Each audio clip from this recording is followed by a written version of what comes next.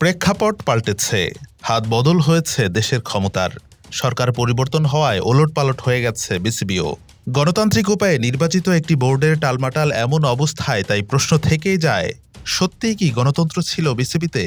এ বিষয়ে বিডি আর্কাইভের মুখোমুখি সাবেক ক্রিকেটার ও বিশ্লেষক ইশতিয়াক আহমেদ। আমার মনে হয় ক্রিকেট বোর্ড সবসময়কার জন্য রাজনৈতিকের একটা প্রভাব ছিল। ইভেন দো আইসিসি থেকে আমি যতটুকু জানি, guidelines is such, regulations is such that you should be above political influence. But আমার মনে হয় যে কোনো সরকার কোনো সময়কার জন্য ক্রিকেট বোর্ডকে তাদের আওতার বাইরে রেখেছে। নিয়ন্ত্রক সংস্থা আইসিসির সংবিধানে ক্রিকেট বোর্ডকে রাজনীতির বাইরে রাখার কথা থাকলেও যুগ যুগ ধরে বাংলাদেশের ক্রিকেটকে শাসন করেছেন রাজনীতিবিদরাই। বোর্ডের প্রধান থেকে শুরু করে অধিকাংশ কর্মকর্তাদেরও ছিল রাজনীতির সঙ্গে সম্পৃক্ততা, বলছেন ইশতিয়াক আহমেদ।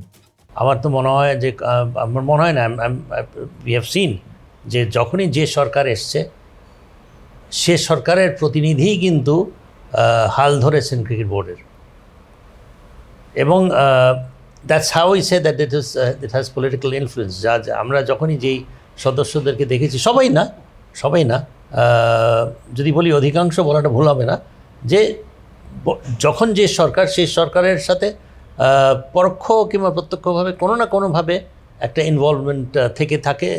বড় রকমের সংস্কারের দাবি উঠেছে বিসিবিকে ঘিরে। নাজমুল হাসান পাপনের পদত্যাগ করার কথা শোনা গেলেও এখনও পর্যন্ত কোনো আনুষ্ঠানিক ঘোষণা আসেনি তার কাছ থেকে। আড়ালে থাকা অন্য বোর্ড পরিচালকরাও যেন নীরবে আঁকড়ে ধরে থাকতে চাইছেন ক্রিকেটের ক্ষমতা।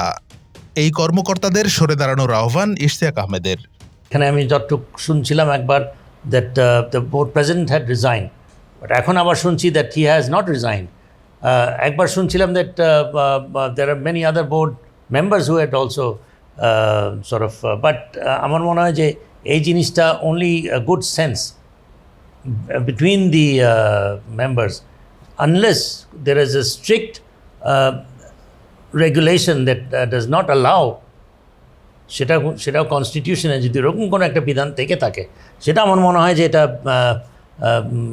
দেখার বিষয় যে কি এমন আছে যেটাতে they have not yet submitted the resignation. কারণ এটা হতে পারে না যে এত বড় একটা চেঞ্জ হলো, government is desperate and very serious about reforming, setting things straight, setting things right.